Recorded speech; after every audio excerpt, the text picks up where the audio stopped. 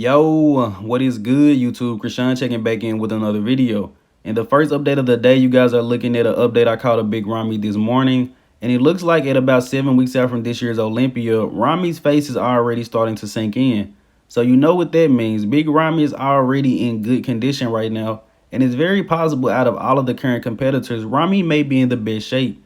Now, this is an image someone put together of Ramy right now from last year's Olympia.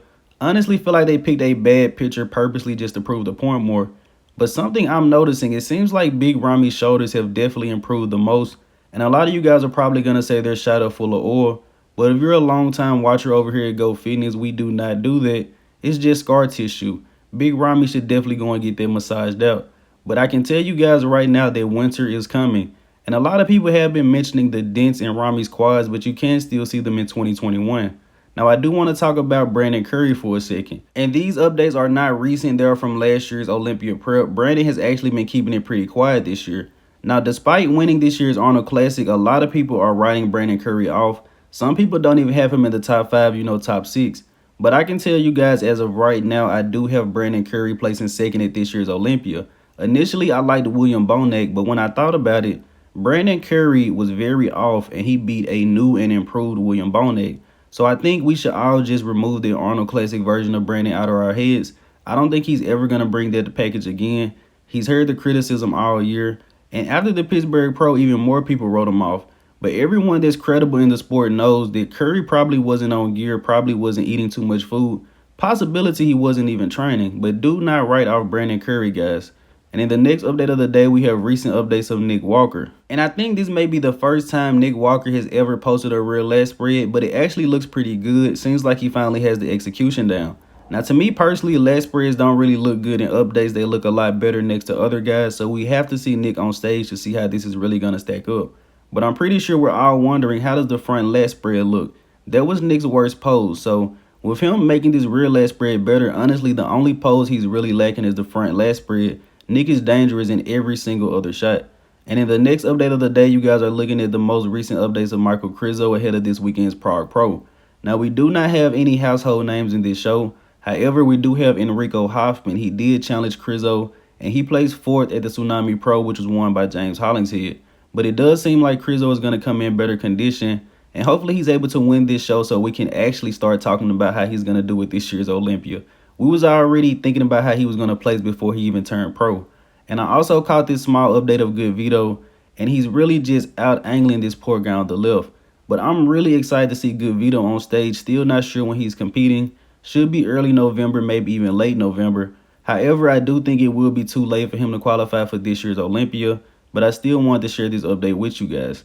Now, in the next update of the day, we have more updates of Justin Rodriguez. Justin is looking big right now, and hopefully he takes full advantage of this rebound phase. The only criticism I have is Justin's legs seem like they've lost a little bit of size. Upper body still looks incredible, however. But when he turns to the side, doesn't seem like he's missing any size in the legs at all. This side chest is going to be very, very competitive. And it also seems like Justin has more control over the midsection now. And as you guys know, that's something he's been knocked for pretty much since he's been competing. Now, switching over to Iain Valliere, this is a recent back double bicep update from him. Now, as I'm pretty sure all of you guys know right now, Iain Valliere is no longer coaching Chris Bumstead. He's been 7th place in the world for the past 2 years and really wants to move up. And I can understand him not wanting to necessarily take the responsibility of having to coach an Olympia champion when he himself is trying to improve and win the Mr. Olympia.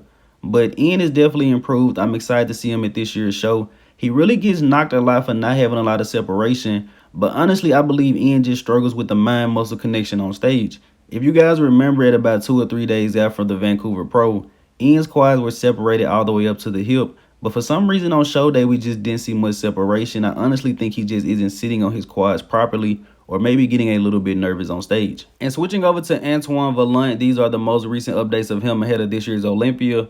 And do you guys think Antoine will be close to Iain in placings, maybe even place higher than him? Or do you guys think Antoine will be in a completely different call-out? I do think we're probably going to see the best version of him at this year's Olympia. He was good at Vancouver, pushed in. He won the Chicago Pro, was even better. And the more updates I see of Antoine, he's still maintaining a decent amount of size. Hopefully he can still bring the same level of conditioning and detail that helped him push in. Now, staying in Canada for another update, recent updates of Quinton Eriya, Quint Beastwood. And Quint mentioned once again that he may take 2 years off. And I think that he wants to put on some muscle and actually hold it for a while. As we've seen with numerous guys like Brett Wilkin, even Mark Hector, they put on a lot of size but didn't really hold it for a while, ended up coming in soft. So I think Quint just wants to hold the muscle, maybe even bring in more muscle maturity. But I'm excited to see this guy whenever he decides to hop on the stage again. Now, switching over to Classic Physique, this is the most recent update of Chris Bumstead. As I'm sure we all know by now, Chris Bumstead is no longer working with Iain Valliere. He is being coached by Honey Ramby going into this year's Olympia. And I never really got why guys switching coaches or switching supplement companies was such a big deal, but I'm excited to see Chris at this year's show. Hopefully he's able to retain the title. In all honesty, this side chest is impressive, but I think Ramon Dino may be able to take him in this pose. You guys let me know what you think about that in the comment section below. Now, these pictures have been circulating recently of Terrence Ruffin. He posted these up for his birthday, and a lot of people are taking these as recent. These updates are actually from April of this year. That was right before or right after the Arnold Classic. I only remember that because I remember covering these updates. But this is actually a recent update from Terrence Ruffin at about 7 weeks out from this year's Olympia. And do you guys think he will be able to challenge for the title this year? As I mentioned before, Terrence was down in size at this year's Arnold Classic because he had the virus. So I believe he probably extended his offseason just to try to put some of this size back on. And if you guys are wondering, is Terrence behind, is he going to be in condition for this year's Mr. Olympia? I don't think that's something we have to worry about. Now, switching over to Tony Yoon, this is a recent update from him. He is 4 weeks out from the Atlantic Coast Pro, I believe.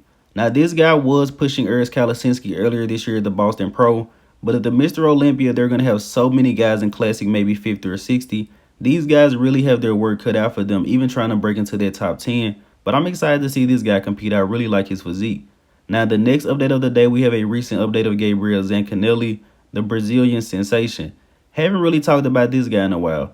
Now, Zancanelli is only 23, maybe 24 years old. This will be his second Olympia. But as I just mentioned, these guys are going to have 50, 60, maybe possibly 70 guys. I have no idea how many guys are qualified for Classic. So just making top 10 would be a great accomplishment. But I believe Tony, as well as Gabriel Zancanelli, can place top 15 out of 50 or 60 guys. And it's tough saying, a guy can place 15. But hey, these divisions are really, really stacked. And ending this video here with the archive of the day, you guys let me know in the comment section below which legendary bodybuilder is this. As always, I hope you guys did indeed enjoy this video. If you haven't done so already, be sure to like the video and subscribe to the channel. I'm Krishan from Go Fitness, and that's it. I'm out.